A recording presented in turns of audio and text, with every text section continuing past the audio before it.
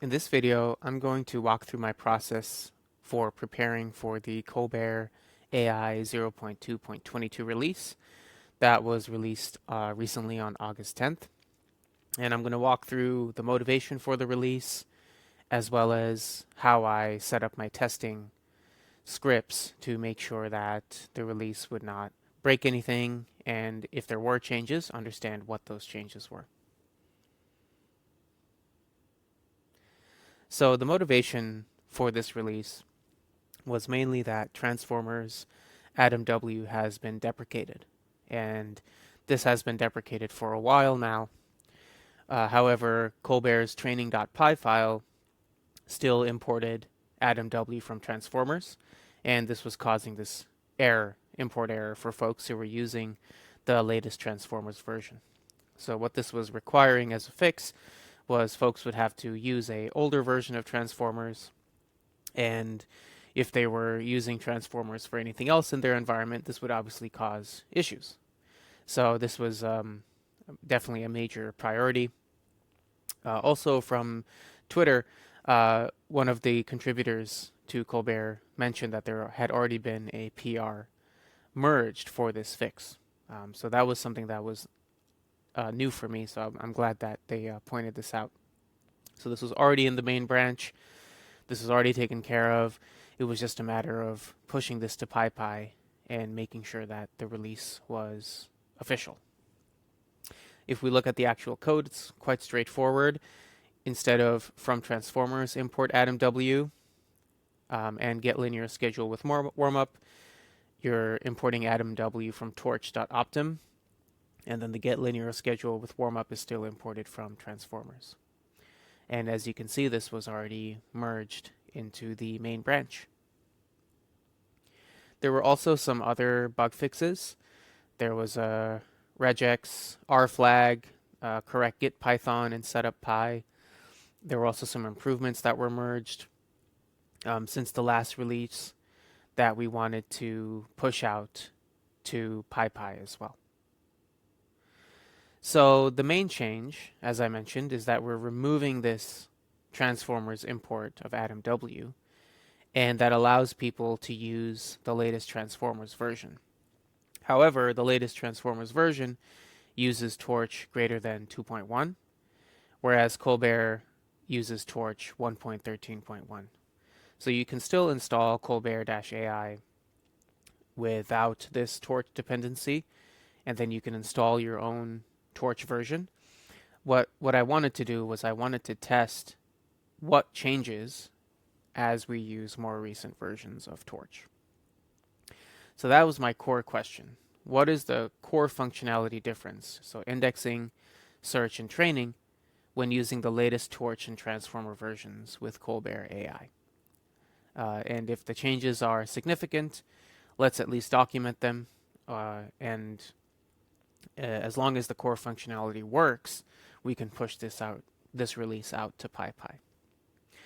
So there were 4 different installs that I was focused on when I was testing how core functionality changes. There's the main branch in the GitHub repo. That's the kind of source of truth for the latest version of colbert-ai. There's the latest release at that time on PyPy, which is 0.2.21.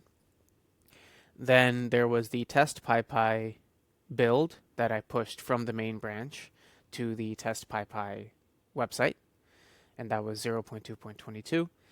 And then post-release, PyPy had the 0.2.22 version, which was again pushed from the main branch. So 3 questions I had constantly on my mind as I was working through these different installs and different tests. Does core functionality work? Right? That's the main question. And if it does, do index, search, and training artifacts change? And in terms of artifacts, what I'm saying is when you index a document collection, it creates an index folder, and it creates various tensor and JSON files. When you have search, it creates a TSV of rankings. And then when you have training, the artifacts are the mean positive document score, mean negative document score, and batch step or batch number or step number and training loss. So do those artifacts change across these installs? And then is 0.2.22 backwards compatible? And that's something I wanted to keep in mind just in case, for whatever reason, someone wants to keep this old Transformers version pinned and they are fine with having AdamW imported from the old Transformers version. I wanted to see if that functionality was still compatible with this new release. So here was my indexing script. This is pretty kind of straightforward from the training example given in the documentation. A couple of things I changed just because I had run this before and it had worked for me, so I just used that set of parameters here in the config. I always like to use the Answer AI Colbert small v1 model because it's small and it's something I'm familiar with. And then the key thing here is that I had mounted a volume on Modal and I wanted to save under this project the date, the source of the install, and how many GPUs, and the dataset name. And so this was something that was really helpful to standardize so that I could compare different installs very easily because I had a standardized path for the indexing, search, and training artifacts. Here's the search script. I have my index name that I used before, and then I have the queries that I'm using. In this case, I use conditional QA because it's a relatively small data set, 70,000 documents. And it's something that I'm very familiar with because I've ran a lot of indexing and search tests on it before. So I wanted to have some intuition on this as I was testing it out. And then the ranking TSV is saved again with that kind of like standardized file path.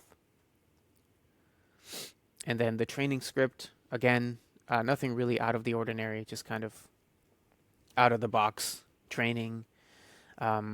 Make sure I have my root set. I have a certain number of max steps. I chose 1,000 steps to train. That felt like a decent amount of steps to, see functionality vary. And then I use the MS Marco data files for the triples, which is the QID, positive PID, and negative PID. I converted the TSV to a JSON file. And that notebook is in my Colbert maintenance repo that I've linked in the video description below. And this is the command I would run from the terminal. So I would specify my source. I'd specify my date, the project name, the number of GPUs, the GPU on Modal that I want to use, max steps, and then Modal run main.py. And main.py had those index, search, and train functions. It also had some environment variable parsing so that I can parse this source, date, project, and ranks and max steps. And so this is how I would run this every time I wanted to generate a new set of index and search and training results. I would run this command for the given source. So either it was main, either it was the PyPy 0.2.21, test PyPy 0.2.22, and then eventually PyPy 0.2.22 post-release. So the first round of testing I did between the main branch and the existing PyPy latest version at the time. And the main question here was, does the main branch core functionality work? And it did, right? It indexed, it searched, and it trained. And then the next question was, what are the differences between the main branch and PyPy 0.2.21? And in this case, I was trying different Torch versions. I was trying different Transformers versions, just getting a sense of like what a user experience would be in kind of a modern environment that is using colbert-ai. And once I got a good sense of that, I also built my test scripts with this iteration, it was relatively safe. You know, I was just using the main branch and PyPy. Like I wasn't really changing anything. I was just using what was already available. That helped me iterate and define my testing scripts. Then the second round of testing was I pushed a build of 0.2.22 from the main branch to test PyPy. So then I compared that to the old version, and then I compared that to the main branch.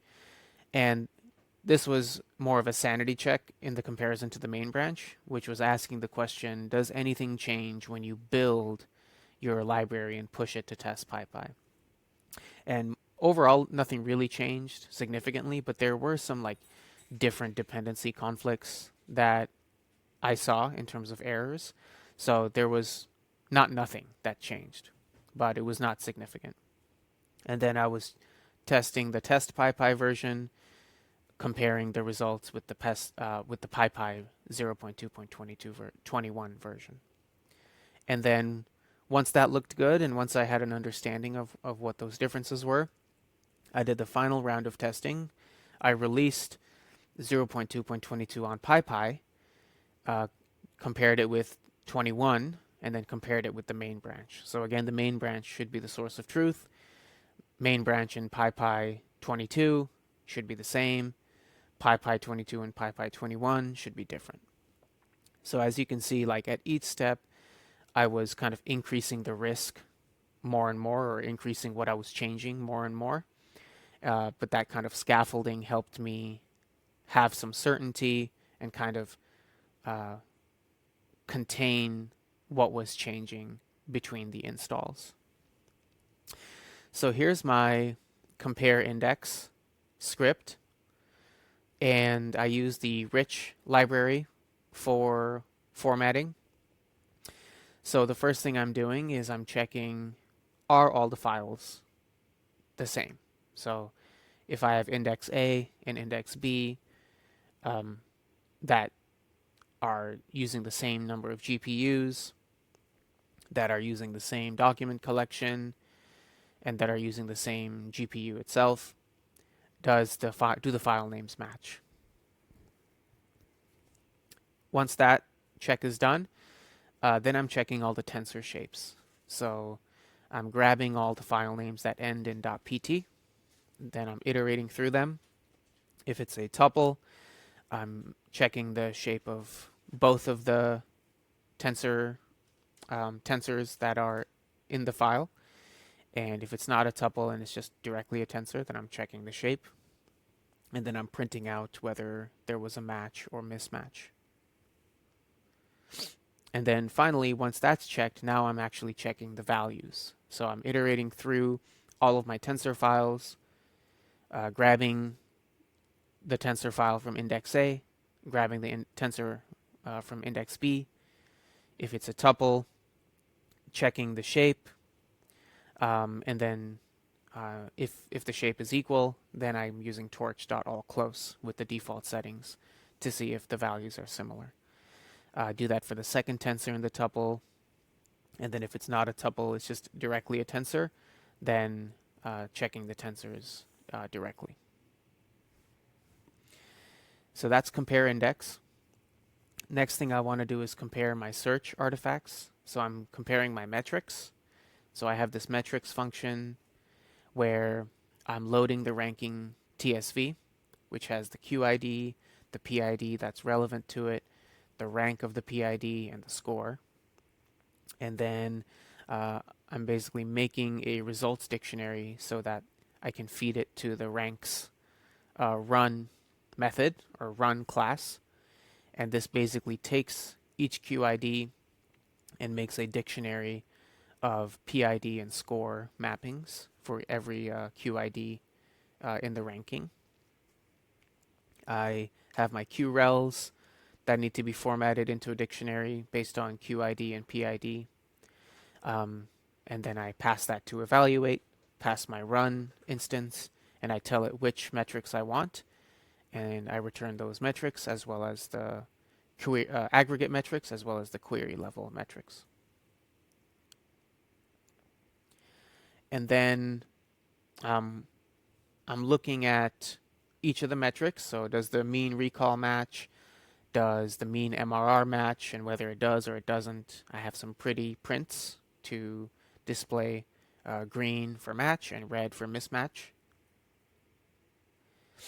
And then I also wanted to see at the query level what were the average number of different passages retrieved between indexes. So if the indexes are different, one of the main differences could be that there is a different mapping from centroids to passage tokens. And so if there's a difference there, you would imagine that there's going to be a different number of PIDs retrieved for the same QID, so for the same query.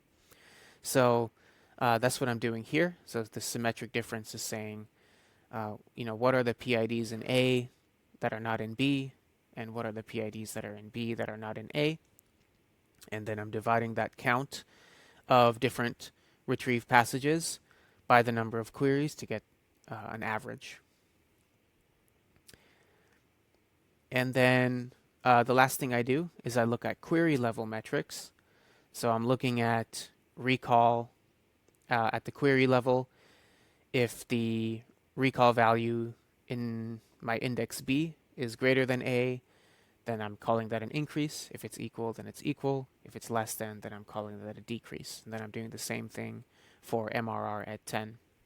And then I print those value counts so I can see between indexes at the query level, was there an increase or decrease in the recall and MRR metrics. For training, I have this vibe-coded function or mini script which takes the log files, and these log files, I just copy pasted the output log into text files. It parses it based on the format, which was standardized, which we'll look at in a second, creates data frames from that, and then it plots the 4 charts, which we'll look at later on in the presentation. So this is what the format looks like. So we have this £, 3 brackets, a number, bar, number, and then we have a timestamp, a number, and then another number. And if we look at the 2 different print statements that are involved during training, this £, and 3 brackets is followed by the average positive document score, average negative document score, and then the difference between the two. So that's this first line. And then if we look at later on in the training step, we look at print message, and what print message does is it prints the batch index and it prints the train loss. And those are the 2 items that we see here after the timestamp. So batch index 942, train loss 0.39, etc. So that was my intuition, or that kind of built my intuition on what these outputs were, and so I could parse it accordingly. So here's an example output. This was comparing the PyPy 0.2.21 install on 4 GPUs with the 0.2.22 PyPy install on 4 GPUs. And you can see that the IVF is different. So there's a different number of mappings from centroids to passage tokens. We can see that all the values are different.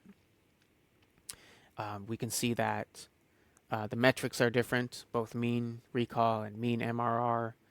There's about 1 passage that's differently retrieved per query. And then we can see there's some query level metrics that are more or less depending on which install you're looking at.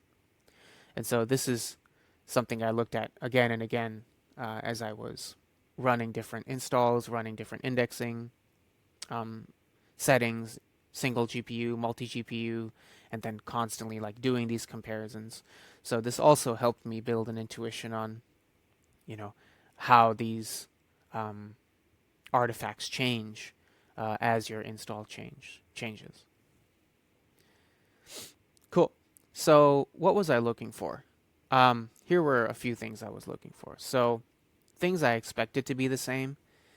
If I was pulling from the main branch, installing from the main branch with the latest torch and transformers, and I was installing from the new release on PyPy with the latest torch and transformers, I would expect them to be the same. And so the question I was really asking was, did the push to PyPy work correctly? And if it was the same, which it was, great. Nothing got messed up in my build, and nothing got messed up in the push to PyPy. Then the backwards compatibility question. If I have the latest PyPy version with Torch 1.13.1, Transformers 4.38.2, and then I have the previous PyPy version, 21, with those same installs for Torch and Transformers, is 0.2.22 backwards compatible with the right Torch and Transformers installs. So this would be prior to the deprecated Adam removal, so this would still be importing AdamW from Transformers.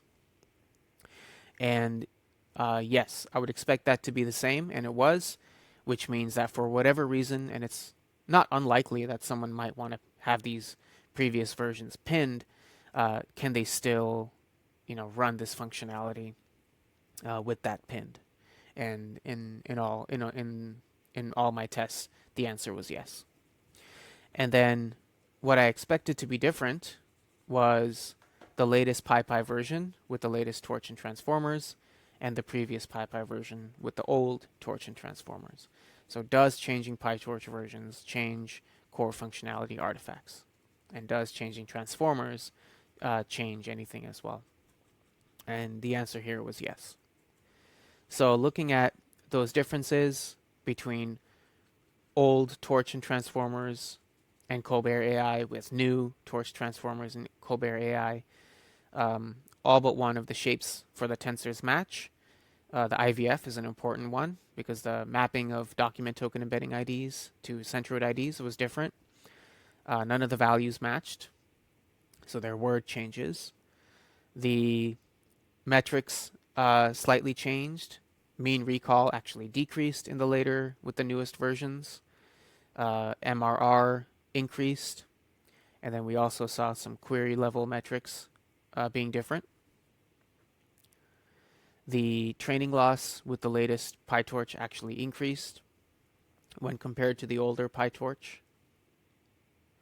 And backwards compatibility worked. So index, search, and training artifacts, when you pin the old transformers and the old PyTorch in both 0.2.22 and 0.2.21, colbert-ai were the same. So, lessons learned. Rerun index, search, and retrieval every day during testing because libraries change all the time. So in the 1 week or 10 days that I was running these tests, Torch went from 2.7.1 to 2.8.0. Transformers went from 4.54 to 4.55. And safe tensors went from 0.6.1 to 0.6.2. This was interesting because initially I was trying Torch 2.1, and in safe tensors they had this version check where it said if Torch version is greater than 2.0, then import this uint 64. However, the uint 64 was not introduced in Torch until Torch 2.3, so that was causing a error in my install, and they actually fixed that in a couple days, and so that worked. And then eventually I went from 2.1 to 2.8, so that problem wasn't there anyways. Test every change, no matter how small. Pushing to test PyPy slightly changed the dependency conflicts I was seeing as compared to the main branch. So something during the build process, I think, changes how dependencies are loaded or something. I'm not really sure. That's Claude's explanation that I don't fully understand yet. And then I also learned how to use Modal notebooks. So if you do Modal launch Jupyter and you give it a volume, you can access the volume. So I had my TSV file for the triples that I had to change to a JSON file in order for the trainer to parse it correctly. So what are my next steps? So this is the immediate goal, dependency stabilization phase that I'm in on the roadmap So transformers deprecated AdamW has been removed. There was a git Python typo in setup.py that's been fixed. So what I'm working on next is upgrading the PyTorch dependency of Colbert from 1.13.1 to 2.x. And once that gets handled, I can then work on replacing face with fast k-means. And then I also want to test Python 3.9 to 3.12 compatibility. So those are the two things that I'm going to work on. I've already started kind of planning out what that's going to look like. So that's it for my walkthrough of how I prepared for the colbert-ai 0.2.22 release. I should have some more blog posts and videos around upgrading PyTorch to 2.x as I progress on that effort. So keep an eye out for that. And thanks for sticking around to the end, and I'll see you next time.